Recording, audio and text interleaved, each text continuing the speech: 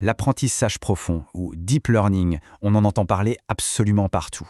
Ça nous recommande des films, ça aide les voitures à conduire, ça peut même aider à diagnostiquer des maladies. Mais comment est-ce que ça marche au fond?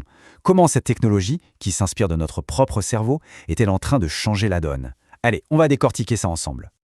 Pour bien piger le truc, il y a une analogie super parlante, celle de l'avion et de l'oiseau. On a créé les avions en s'inspirant des oiseaux, c'est vrai, mais les avions ne battent pas des ailes. Pour le deep learning, c'est pareil. On s'inspire du fonctionnement du cerveau, mais attention, ce ne sont pas des copies biologiques, loin de là. C'est une solution d'ingénierie, pas une réplique de la nature. Et l'idée d'imiter le cerveau, elle n'est pas nouvelle, elle date des années 40. Mais ce qui semblait être une autoroute vers le futur, ça s'est avéré être un chemin de campagne plein de nids de poules, avec pas mal de faux départs et de très longues périodes où plus rien ne bougeait. Mais alors, c'est quoi exactement le deep learning? En fait, il faut imaginer un système qui apprend un peu comme nous, par l'expérience. Il traite l'information en la faisant passer à travers toute une série de filtres, de couches, si on veut. Chaque couche extrait une information un peu plus complexe que la précédente. C'est un peu comme notre cerveau qui, pour reconnaître un visage, va d'abord voir des lignes, puis des formes et enfin le visage dans son ensemble. L'histoire de l'IA, ce n'est pas du tout une belle ligne droite. C'est de vraies montagnes russes. Il y a eu des moments d'enthousiasme fou dans les années 50 et 80. Mais ils ont été suivis par ce qu'on appelle de longs hivers, des périodes où plus personne n'y croyait et où les budgets ont été coupés.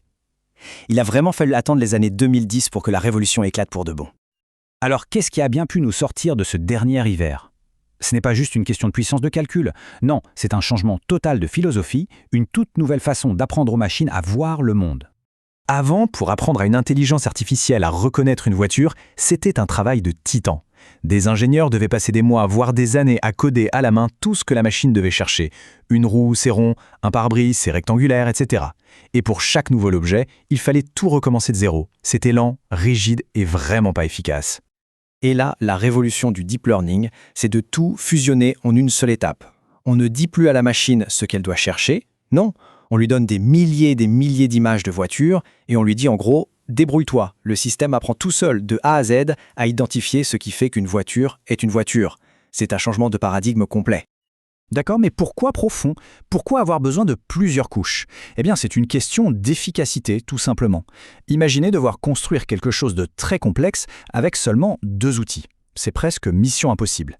Mais si on vous donne plein d'outils spécialisés, les fameuses couches, la tâche devient beaucoup plus simple. C'est ça l'idée. On rend un problème quasi impossible tout à fait réalisable. Et comment le réseau apprend-il? Comment s'améliore-t-il? Grâce à une méthode qu'on appelle la descente de gradient. L'analogie est parfaite. Imaginez que vous êtes perdu en montagne, la nuit, dans un brouillard à couper au couteau. Pour descendre, quelle est la meilleure stratégie? À chaque pas, vous cherchez la pente la plus forte vers le bas et vous avancez un peu. Le réseau fait exactement ça. Il ajuste ses millions de paramètres petit à petit pour réduire son taux d'erreur et trouver la meilleure solution possible.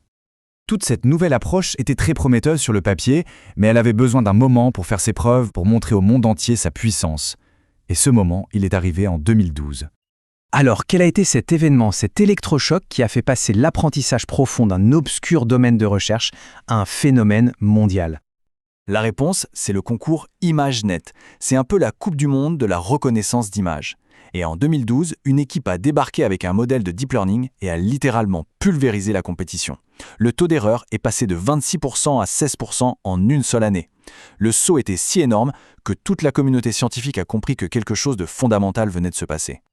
Ce résultat a déclenché une véritable course à la profondeur. Pour vous donner une idée, les modèles de 2012 avaient environ 8 couches.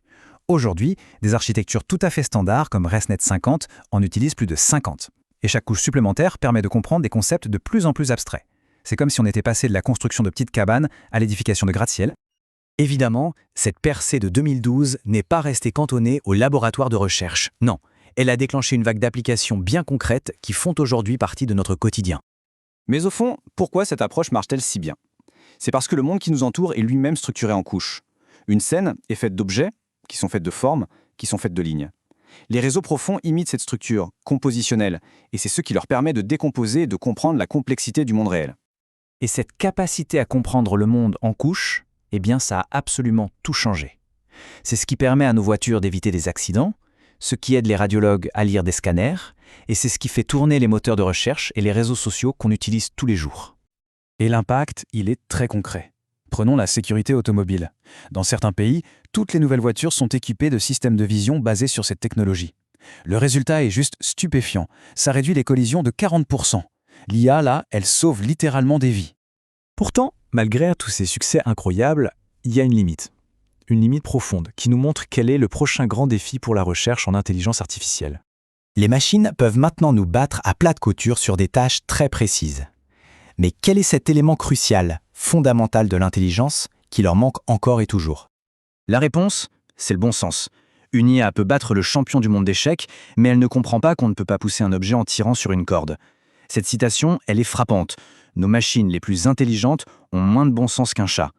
La révolution du deep learning est immense, c'est une certitude, mais la quête de la véritable intelligence, elle, ne fait que commencer.